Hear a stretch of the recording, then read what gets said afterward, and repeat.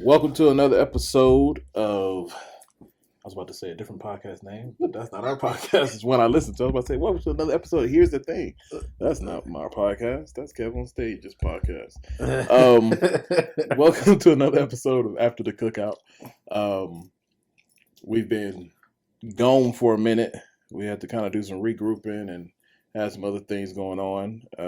I know I had a couple of people reach out to me and ask where we was at and did we quit already? and we didn't. We just, I think it was been 3 weeks since the last Mother's Day episode. Yeah. So we're back. And this week's episode, we're going to be talking about cancel culture.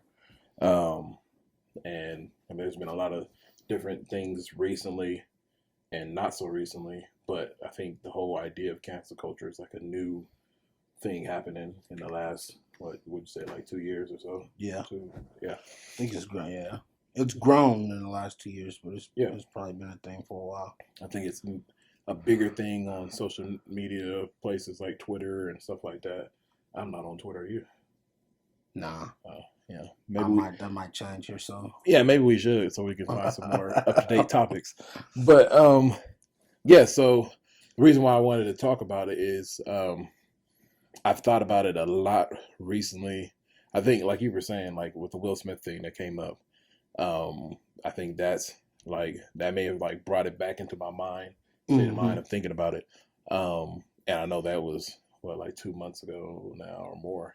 Not that I really want to rehash the whole Will Smith Chris Rock thing at all. Those are rich people problems. But just the whole idea of that's what it was. It was recently somebody had got a job with the organization, and the leader of that organization had he's done some stuff in the past, or there's been rumors or whatever it is, and I found myself like trying to find the rumors and the articles and stuff. And then I caught myself in the middle of it. This is what brought it up. Yeah. So it wasn't a Will Smith thing. Now I remember. I caught myself in the middle of like, yo, am I out here searching for dirt right now? Like almost like, and I caught myself in the midst of pretty much what cancel culture comes out. Like, I'm not saying that no one should have any consequences for their actions. Is not what I'm saying. But the whole idea of like people just like searching through your social media or trying to find a short clip of something and just to like nail you to the wall with it, like that idea. I was just like, I caught myself in the middle of it. I was like, hold up, first of all, this is not me, and why am I doing this? And so I think that's kind of what brought it up. But yeah, so we want to discuss that. I don't know if you got topic. Yeah, I mean, I guess touch the basis of like, how we feel about cancel culture and how that rocks, how that affects, I guess, our walk or like our experiences. Mm-hmm. Yeah. I like I said, I mean, I don't want to bring up no names on the person that I was searching through their Twitter feed and like, I remember they said something like, you know what I mean? And like I said, I am not saying that people shouldn't have consequences or be held accountable for their actions. That's not what I'm saying at all. I guess my thing is the whole almost like mob mentality, right? That it comes out to be. It's like social media mobs. It's like everybody just like, oh yeah, he did this in 1992, and it's just like, and it was just like, you know what I mean? My thing is the lack of grace that comes with it. It's like we condemn a person on an action, and then we hold them accountable for that action, whether they've grown or anything. We still are like, well, remember that one time he said the N-word? Yeah. So like, and yeah, go ahead. I think that like it hurts us more than it helps us in the long run, because if a person who has done wrong and is trying to change, and you still condemn them for the past, and it almost makes them feel like, why am I even trying? Some extent.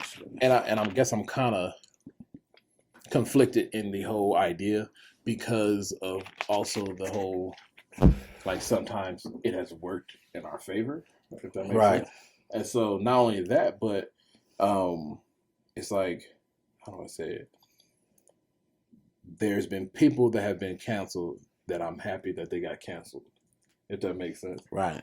But then also when I think about the whole idea of it, it's like, dang.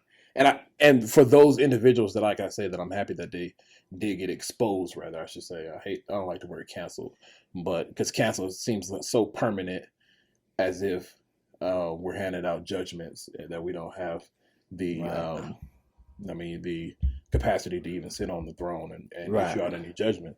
But I'm a firm believer in let evidence be evidence, in the sense of, if someone has had a consistent pattern in behavior and continue on in that pattern, they're still current in that pattern, then that's a different thing. Right. But like you said, like bringing something up from, that Billy Bob said in 1988, and now he's a completely changed by evidence, changed Right. person, and it's saying, no, just because you said this, now you're, this is the judgment we've issued. You're canceled. Right. You're in cancel court and you're guilty, and everything that you have or have built, and all that's over with. You know what I mean? Even we can go. I don't want to go super controversial, but like Bill Cosby, right? I'm not saying he's changed or nothing like that, but like how extreme cancel culture gets to how it affects all the other people. Like everybody said, "Oh, I'm never watching Cosby Show again." It's like all the other actors that were a part of that have pretty much been canceled just by proximity to Bill Cosby. Yeah, and that's the thing. Like, it's real tough because I think there's a difference between like trying to find something to cancel somebody and somebody finally being exposed. I think there's a lot of people who are, like, this person is racist, or this person is sexist, or this person is that.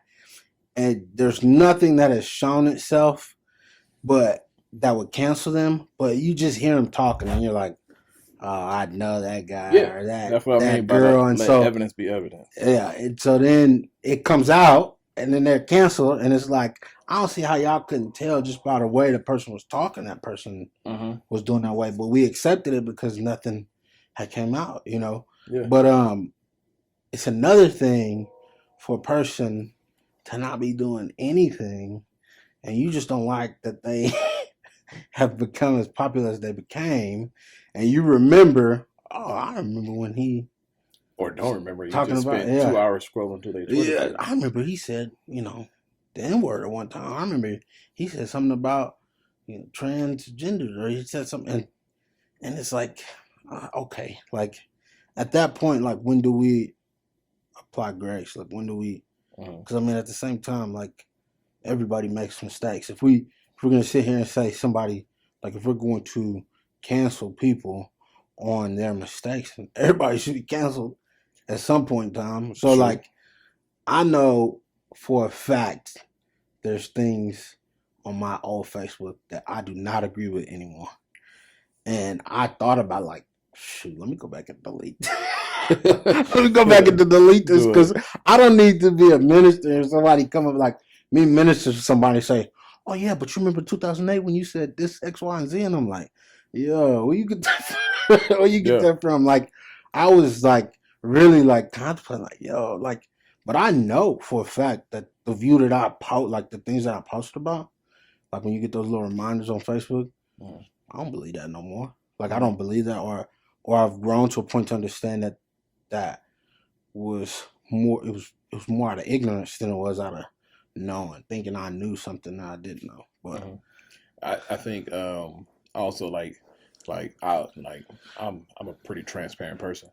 Like the episode we did that we X'd, and we was like, nah, that ain't going out. Like, it was almost that same thing, a fear of like, oh, I'm gonna get canceled in Newton. You know what I mean? Right. Little tiny Newton, all my relationships and things like that. And I guess it's like, there are things that I would say on a one-on-one conversation with someone, keyword conversation, that would go over differently than just me making a post on Facebook, where it's no longer a conversation. Now it's just like I'm making a statement. And And so I think like that's part of the piece that I struggle with is like the snap judgment of like you said this or you did this and now that's you forever and over. You're always going to be that. You know what I Right. mean?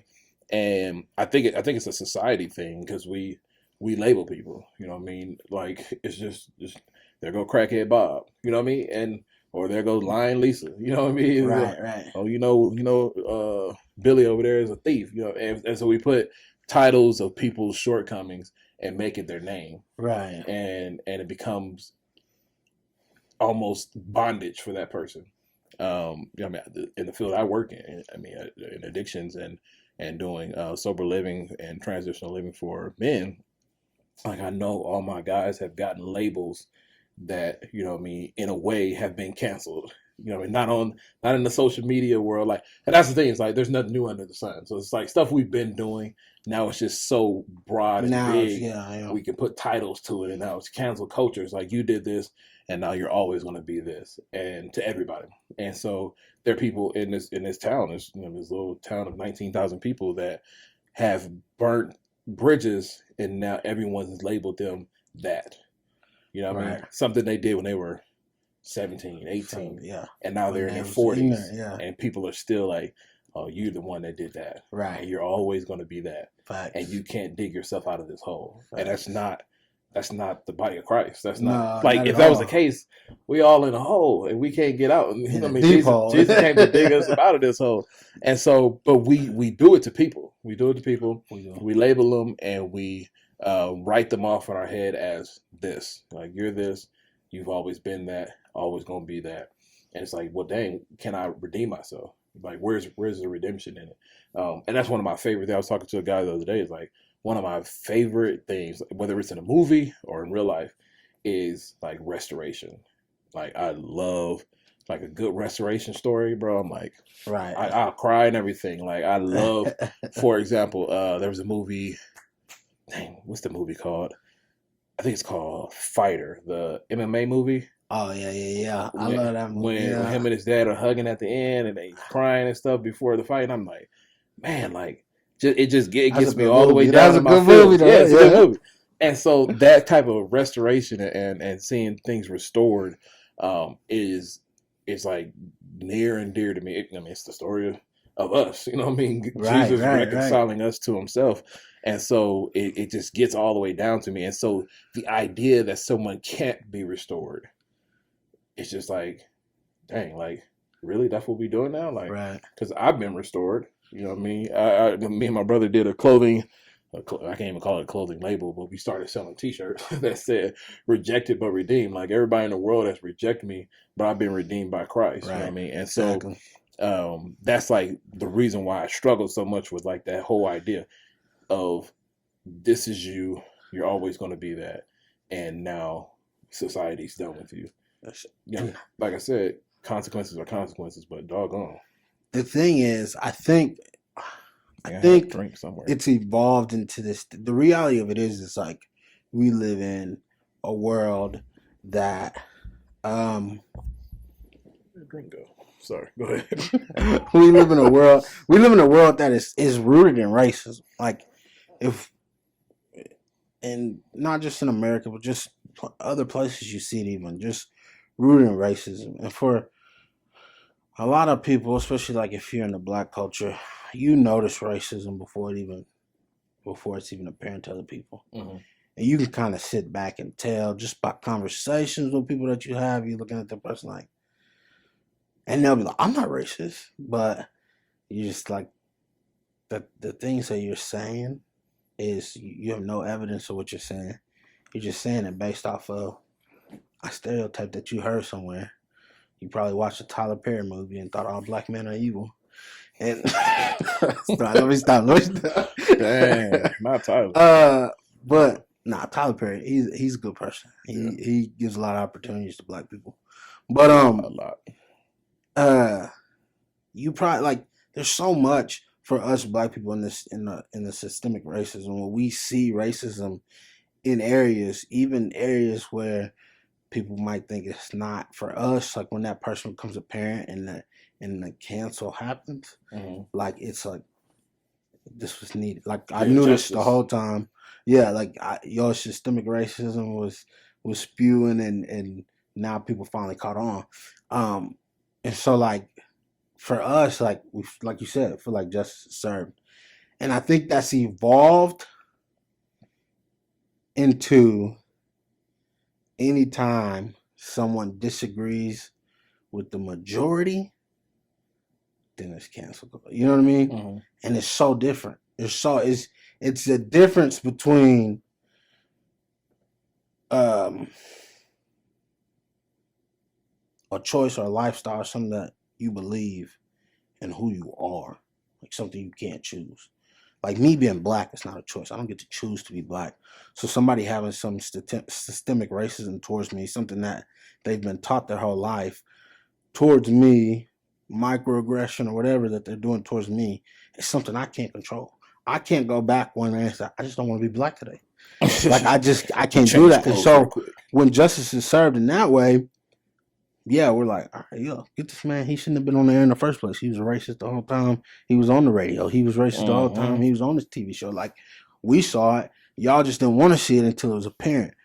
But when it comes to something else, and it's like, you know, let's say a man has a different view on how a woman is supposed to be in a marriage, and people want to cancel him because his idea isn't the same as that of theirs, the popular, and the reality of it is, yeah, there are sexists, man. There are people who say a woman's only job is in the kitchen or blah blah blah. But the idea of marriage like that is, a lot of times when you get married, your standards for marriage. I mean, obviously we have the standard of Christ in the church, but for a lot of people, what you expect in a marriage differs drastically. What I expect from my wife differs from what Marvin expects from his wife. Now, we should still model our expectations off of Christ and the church, but at the same time, like, that's different. So he can't look at me and cancel me because my wife moves different than his wife.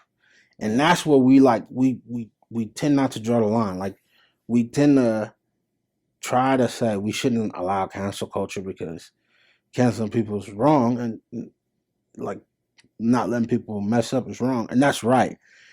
But like you said, if the evidence shows that this person is continuously messing up and not growing, then it's not really, you just got your consequences came, and it came all at once. But if it's because somebody disagrees with me, I could be pro-life and somebody disagrees with me, and now I'm like, because that person's not pro-life, they shouldn't be on the air. That's not true. As a Christian, yes, I firmly believe in a stance, but if that person doesn't take the stance that I take from a Christian perspective, I can't cancel them. I can't tell them their voice can't be heard anymore just because that's what I believe and how I stand. So I think we just have to really, I think it's going to be hard to like distinguish the two, but I think that's where we fail, because I think cancel culture grew from the fact that, like, these, like the Donald Sterlings of the world, like there was comments about him being racist the whole time he owned the Clippers. There was people talking about it. There was rumors players didn't like playing for him because they knew how he was, and there was just things going on. And then this guy gets caught being who he was. Yeah. And so then people are like, well, should we count? Like, I know some people are like, well, where does it end? If we make him sell, where do we draw the line on making people sell? Like, I get what you're saying, but let's be real. Y'all as owners ignored it for years. But he was this way the whole time. Ignored it because y'all was the same way. But and that's what I mean. Like, evidence be evidence, and also there's going to be consequences for your actions, no matter what. There's a consequence for every action, whether that be a positive thing or a negative thing. There's consequence. There's going to be a reaction from your action always. And sometimes in our culture, some people seem like they never really get held accountable. And so, like you said, when it finally happens and society finally agrees that racism is wrong, then there's a consequence. Oh yeah, maybe it is wrong judging somebody by the color of their skin, and then everybody wants to join in on something that we've been struggling with the whole time. Right. That's what it is. But I think also like one of the issues that a lot of times I think, how do I say it, like, because I think it's easier to cancel people when you don't recognize that people are complex. Right. And like I said, I am not at no point in time in this statement making any excuses for any racist or any rapist or anything like that. Like, sex offender, none of that. I'm not making an excuse for anybody's actions. I'm just saying that human beings are complex, and like sometimes I think we lack compassion because we take away the complexity of who we are, of human beings, and just assign one thing. That's what I was talking about, like assigning those titles to people, like you are this. Right. And it's like, but can I also be this? You know what I mean? Or can I be more than what you're saying that I am? And so, and then also we it's a lot of, I think, one of the big things with the cancel culture on the social media stance is like the idea. First time I heard the term was my pastor's wife said it.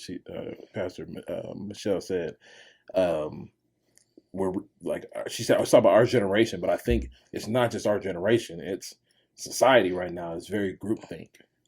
It's like, I didn't really have an opinion about this until I read the comments. And now I've formed an opinion from everybody else's opinions. You know what I mean? It's because I think that stems from the idea. Not the idea. I think that just stems from the fact that we have oversaturation of information. Yeah. And so now it's kind of like, okay, I got all this information. Where do I stand? So like, back in the day, it was kind of like, oh, you have people who just sided with people without information. They just was like, oh, or it was kind of like you heard something and you was like, sounds crazy. Let me look it up. But now people just read articles, right? Or just titles. Articles or titles, and they see it from a source that they enjoy, and that's it. That's all they need. Because I trust this person, this website, this XYZ. I've gotten information from him before, so this is it. And it's like, nah, bro. Like you still need to do your own research, whether it's about politics, Christianity. Like even if you're in church and you have a good pastor, you should still go read the Bible and study it yourself. Like that's what I'm you doing. Shouldn't just take everything that person said. Yeah. So and that's one of the things. Is like no one really takes a pause. Let me phrase. I can't say no one. A lot of people aren't really taking a pause to really think, evaluate, and sometimes, like you said, research the matter before they're like, you know what, that comment right there, that makes a lot of sense. I like the way he worded that. That's my opinion now. And it's like, where did he get his information from? I heard a pastor say this. He said, a lot of things that we think in the church came from somebody that got it from somebody that got it from somebody that didn't know how to read. And that's real. It's like, how many misconceptions are out there that were formed from somebody maybe just posted something, they reposted it. Sometimes it's like a joke. It's like a fake article, and then everybody's like, "Yeah, did you hear about such and such?" And then it just gets around town. You're like, "That ain't true." Like, and then you go click on the article, and you see that article was posted as a fake article back in 2007, and it's coming out as breaking news today. It's like, bro, like all you have to do is click on that.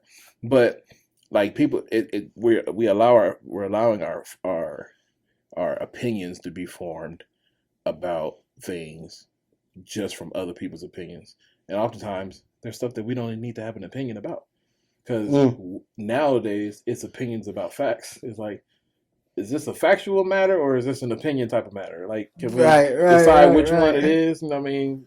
And so I heard someone say Just a side note, but I heard somebody say the other day, did Jesus even exist? Did he even exist? Like actual facts. And I'm like, even atheists say, like, Yeah. even like people who Historians research, and stuff, yeah. historians who research it who are atheists say Jesus, because it's like your choice, like that debate that you're trying to come, that you're trying to spew or come up with, is like something like I don't know. Because I don't know where it comes from. It's this whole but idea. It's just like now you're trying to be like you're trying to have this too much of it. I mean, like, did he even exist, or did we? Yeah, no. Books in the Bible, history outside of the Bible tells us that this man existed. Yeah, it's like this whole thing of it's my truth. Like, you've heard that statement. I hate that statement with a passion. I'm so tired of hearing it. Like, what's true for you may not be true for me. It's like, isn't truth and facts just facts? Like, truth is truth. Your understanding may be different. Yeah, you know what I mean. And so, if we can't agree on facts, we can't even have a conversation. We can't even start from a conversation if we can't agree on the facts. 2 + 2 always gonna be 4. Now, if you come into the argument, and you saying that it's 7. How are we even gonna start? We don't even have a basis to start the argument. But anyways, but like, I think that's one of the issues. Is like, we're not. I keep saying we all, but a lot of people are gathering thoughts and gathering opinions that did not originate in their mind from the jump point. And like you said, the oversaturation thing. It's like before social media and before everybody jumped on Facebook, Twitter, whatever, you didn't know what was happening in Skiatook, Oklahoma. No. It wasn't none of your business. You lived in, you live in, I don't know, I'm trying to think of another small town. You live in small town, Idaho.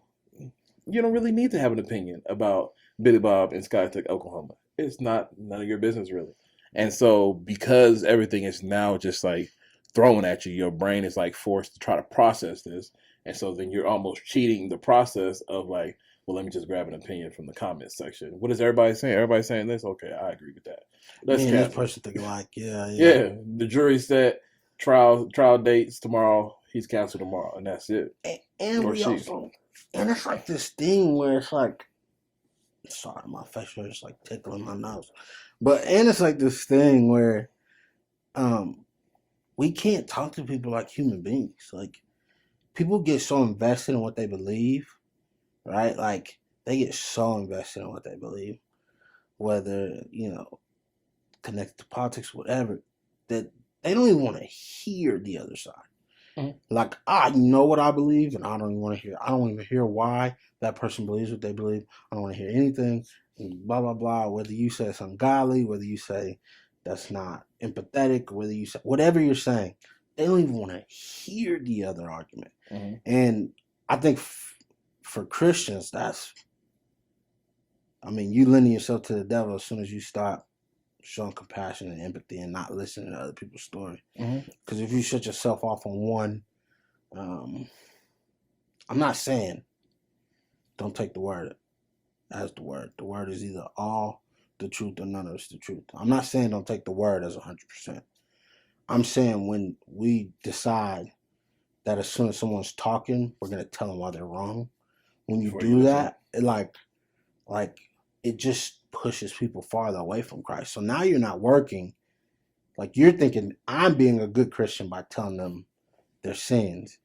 But now you're working not in God's favor, because now this person is looking at you thinking, I never want to be a Christian, because this is how you guys all are. This is how everybody is. And so I think that a huge part of cancel culture is we just don't even want to hear from people that don't have our opinions. Like, if you don't share that same opinion with me, if you don't share that same view of multiple genders, if you don't share that same view of, different things, like, if you don't share that view, I don't even want to hear what you got to say. I don't even want to hear what you got to say. And like, there's this podcast. I hate this podcast with a fiery passion. Fiery passion in my sight. It makes me mad. Like, I just have to skip through it. A lot of like the people I like to watch talk about it and comment, and a lot of them talk about it and comment on how like stupid these people sound. But It's the idea of this alpha male mentality, and the idea of that, and I had to sit back. I have friends who thinking that mindset of like being an alpha male, what it looks like to be a man, and doing all that kinds of stuff, but these dudes, like when I hear them talk, just like I don't even know where I was going. I got mad thinking about it. I hear them talk, bro. I don't even want to. Like, I don't even want to connect. Like, I know I'm not gonna connect with them. But this is where I was going. So they bring people on their podcast. They bring females on their podcast. They talking about men and da-da-da. And then, like, as soon as the female starts talking up or speaking against them, they like, "Can you let me finish? Can you let me finish?" And he says that all the time. And he says that to cut other people off. It's a back and forth conversation, which means you're going to have to pause to let that person combat what you're saying. Yeah. If you're not allowing that person to speak, then it's a lecture. This is not a conversation. Yeah. And so you're bringing somebody on your podcast to lecture them about your mindset. That's not a fact. And that's why it rubs me the wrong way. But that's what I mean by like not even allowing yourself to see the other person's perspective. I see where a lot of men are coming from in this alpha male mentality type thing. I don't agree with it, but I see it, and I don't stop myself from being friends with the men who feel that way about alpha male, beta male mentality. But I know for me, I'm trying to be like Christ, and Christ was a servant. So if that means I'm a beta male, I'm all right with that. That's what you feel like a beta male is, me being like Christ. I'm cool, but at the same time, the toxicity of like not allowing people to have their opinion or speak on their opinion because you disagree rubs me so wrong. Yeah, I think you were talking earlier too about like we just said, like not hearing the other side. I think a lot of times people don't realize there is another side, and which is sad. I mean, the lack of education, or rather the lack of awareness of what's around you. Just because you're scrolling through your timeline or your newsfeed, and everybody agrees with you on your newsfeed, don't mean that that's the entire world. You know what I mean? And because the algorithm's going to give you what you want to read, they're not going to put stuff in your newsfeed that you don't want to hear. You know what I mean? And so I was listening to somebody talk. And they were talking about there's a perfect example of that. Yeah, of people you don't even know the other side. Yeah, there's a perfect example of that. It's what is that they don't want in people are so against right now, the education. What is it called? Oh, I know what you're talking about. Like what's the racism theory? What's it called? Critical race theory. Critical race theory. There's people who are so against critical race theory don't even understand what critical race theory is. So critical race theory and why it's taught at the college level is the theory of how like systemic racism affects, like I want to say big corporations or things like that, and how that can affect people in the long run. It's often associated with Black people and minorities, but it has nothing to do with the actual history of America. People are now saying critical race theory is the idea that they don't want their kids to feel bad.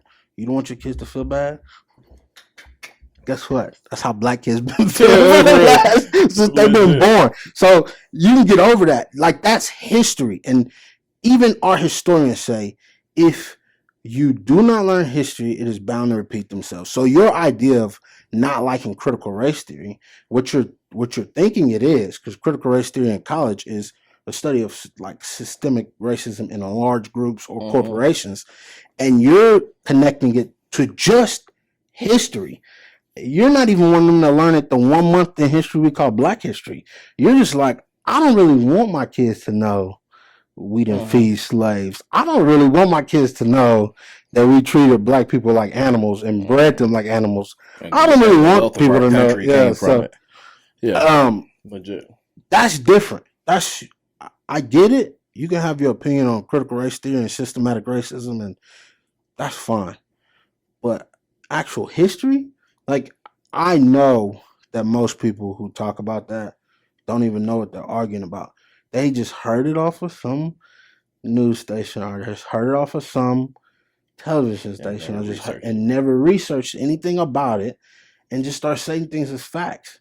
And it's ridiculous because we cannot move in a way, our kids, we cannot move in a way where we allow ignorance to be like, you are no longer blissfully ignorant if you're just ignoring it. There's a difference. To be ignorant is to not know something, just live.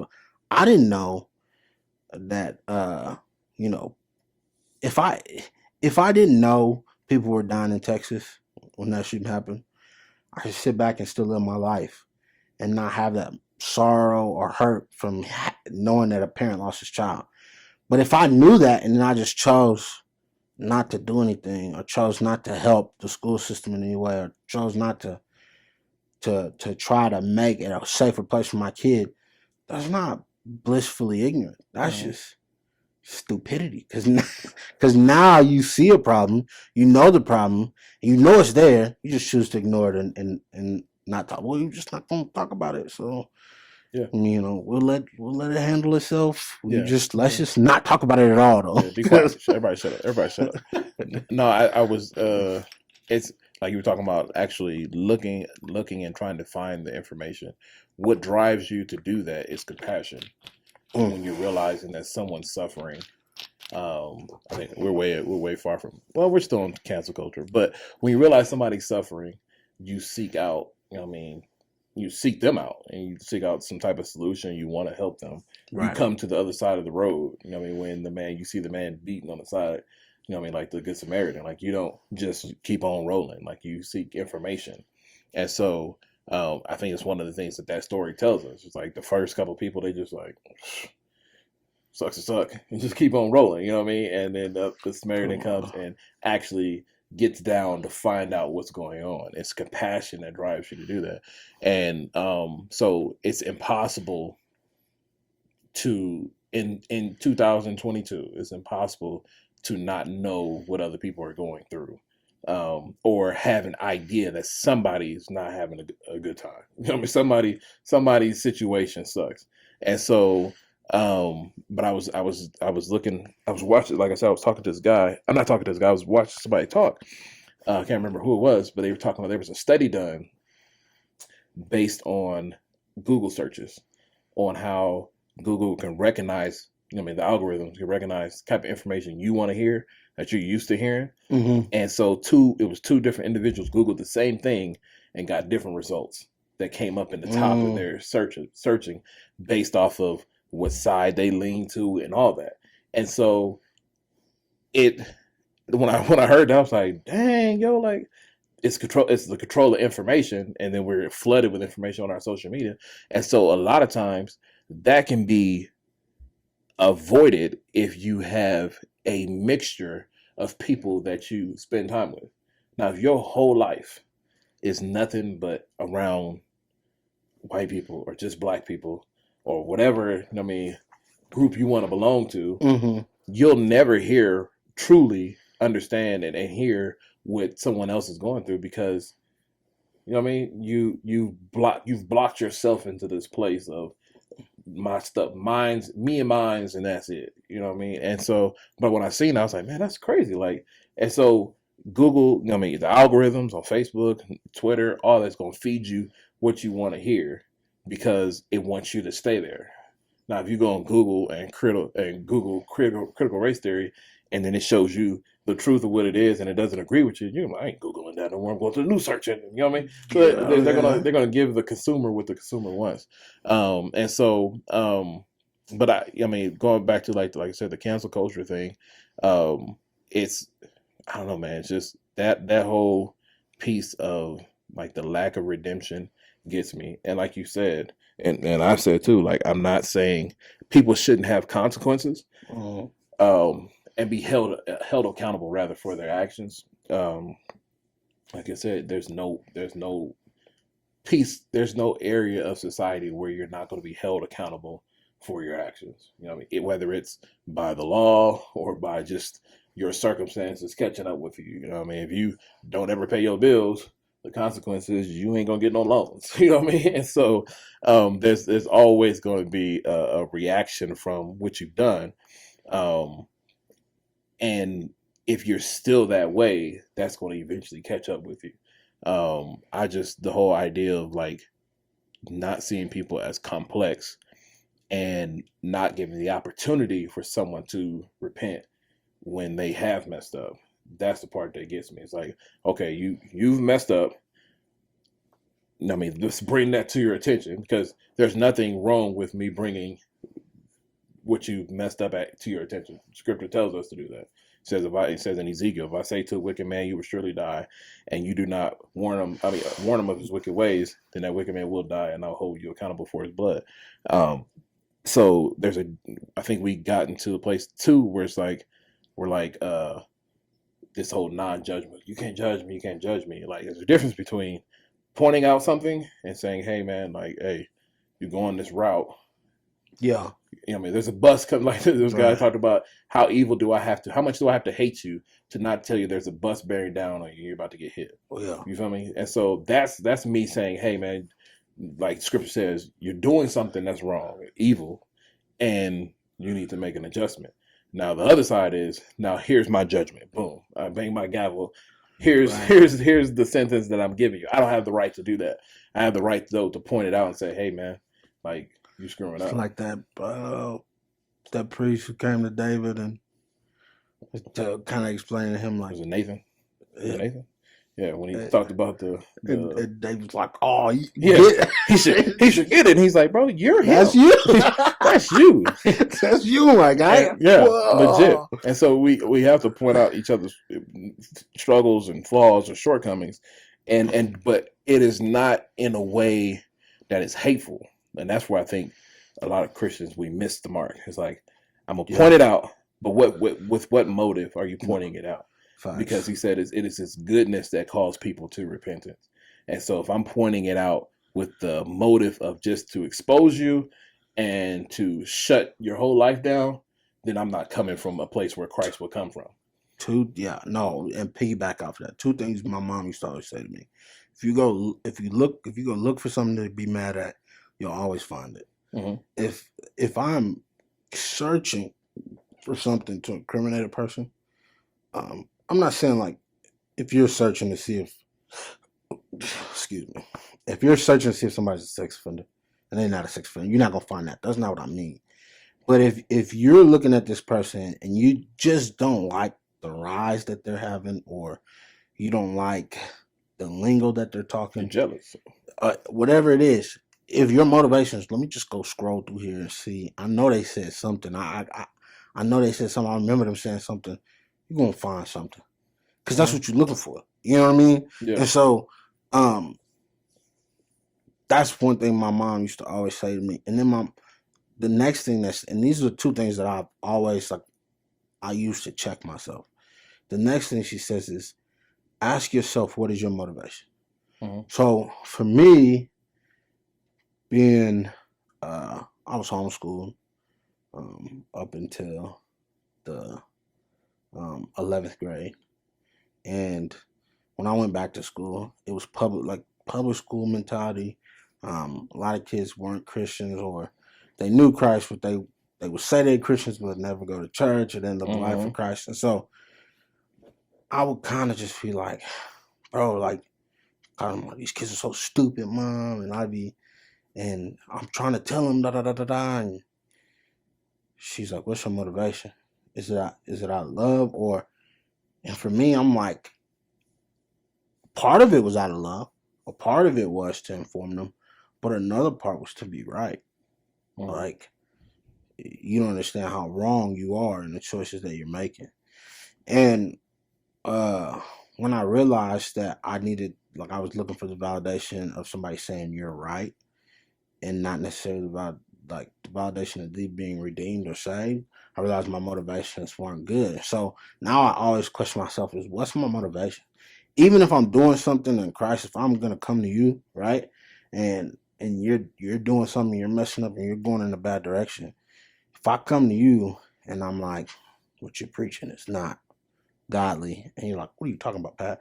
Well, I'm gonna tell you X, Y, Z, and this, that, and the third, um, and just come at you in a way of like, I'm gonna show you that you're wrong, instead of just coming to you and say, hey man, listen, like out of love, like I'm not saying this to argue with you any X, Y, Z, but I feel like I need to tell you this because you're my boy. Or I need to tell you this because I think there's a path, like you're saying, you're going down on that's not a positive path. Like,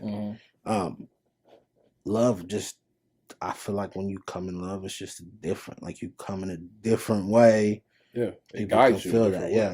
It guides you to treat people differently.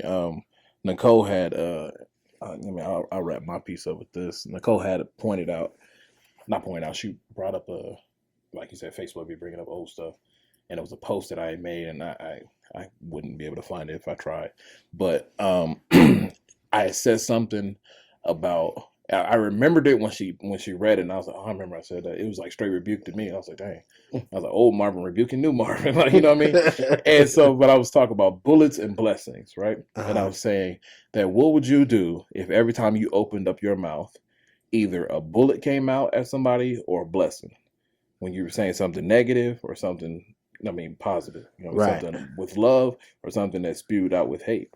And if we can change our motive, change our perspective to see it in that way, because the Bible says the power of life and death is in the tongue, right? And so what we say has that much weight. And I was talking about how where God says, let us make like men in our likeness and our image, right? Right. And a lot of times people are like, yeah, it's because God got nose, he got a nose and mustache and beard and we look like that. It's like, no. The Bible says God's a spirit, right? And those must worship in spirit and truth. He was talking about how he spoke things into existence, and he gave us that mindset of being creative, but also being able to create things with our mouth. Like we can speak things and those things be that, what I mean? And also in our thought process too, because our thoughts are what feeds our mouth, So as a man thinks, so shall he be. And so if I'm speaking things with the knowledge that what I say has power, and I'm always speaking hate, am I murdering people with my mouth? You know what I mean? And or am I blessing people with my mouth? You know what I mean? And so if we can see things from that perspective and know how much weight it has, and our mouth is our mouth, but sometimes these Twitter fingers are the same thing. You know what I mean? Not sometimes, they are. It's like what you're typing is what you're saying. And so how often are we completely assassinating people with our mouth, not knowing it? You know what I mean? And we're just going on in life with like just spewing out hateful, mean, and evil things, and just like, yeah, we're good. Right. It's like, yo, like that's the weight that it holds. It's like it's a bullet or a blessing coming out of my mouth, and which one? Most of the time, sometimes there's a lot of bullets coming out of my mouth. You know what I mean? And so, but if my motive and where the place I'm coming from, like you said, is love. It's love should be that motivation. I said this before in one of the Bible studies I was teaching, like where he says, if you love me, you'll keep my commandments. He's not saying like, if you love me, you'll do what I say. He's saying that your love for me will be the fuel to help you keep my commandments. Because if I love somebody, I don't want to hurt somebody. If I love Nicole, I don't want to go cheat on Nicole. I want to treat her and give her, I want to honor her because I love her. Right. You know what I mean? Right. I used to say that to my campers when I was at Kids Across America. I used to say, God didn't put a bunch of rules for you to follow, but when you love Christ, I was like, if your parents loved you, but every morning they got up and smacked you in the face, they said, "I love you." How do you feel like they still love you? And they'd be like, "Nah." I was like, so if you love God and then the things that bring him happiness, wouldn't you try to do and live your life for Christ? And I mean, yeah, like just to touch on that. For me, I know if somebody wants to dig on me, dig up my history, I know for a fact I'd be canceled in a heartbeat. They'd be like, he's not. And that's always been my fear to even minister. It's just the fact that I know my mistakes. I know my past. I know what I've done. I know what the things that I've, been a part of. And so for me, if I'm so quick to shame someone else or cast someone else or cancel someone else, like I should be quick to do it to myself. Because we all know, we might not know everybody's problems, but you know your own. Facts. And and if you gonna, kind of like Jesus when he said, "Who here cast the first stone?" Like, he without sin. Yeah, who? So like, That's my thing as far as cancel culture. I know I have to step back and ask God, how do I approach this? Because at the end of the day, I'm just as guilty as they are. Yeah, legit. It just hasn't been revealed. Yeah, just ain't been exposed. Everything in the darkness has come to light. I think there's a lot of things that are being exposed, and God can expose things way better than we can because He knows the heart of the man. We just know what they posted on Twitter, and so I know a lot of stuff God will expose. And like you said, there's some people that are in power that have a heart that's evil, and when they get exposed, it feels like justice is being done, and that's cool. And I'm not saying that people shouldn't be exposed. I'm just saying that I think cancel culture started off no, it didn't even start. Like I said, we've been doing it for a long time already. It can go all the way back in history. We've been labeling people and not giving them the opportunity to come out of that label for a long time. And now it's just so broad that we do it in a mob mentality of like everybody saying this. Like now here comes, the mob with the pitchforks and torches, and we're going to burn your house down because you did this once. And now that's it. You know what I mean? And so I just don't think that, and that's my opinion, like I said. But we are at the time, because I got a Zoom meeting starting in about now. But we appreciate y'all listening, man, and we'll be a lot more consistent with our episodes. And if y'all got topics and things that you guys want us to discuss, or just email us at afterthecookout@gmail.com, or you could just leave a comment under the videos, and we'll try to read those, and we'll keep on going. Yep, that's Indeed. It for us. Remember, GOE, God over everything. Indeed. All right.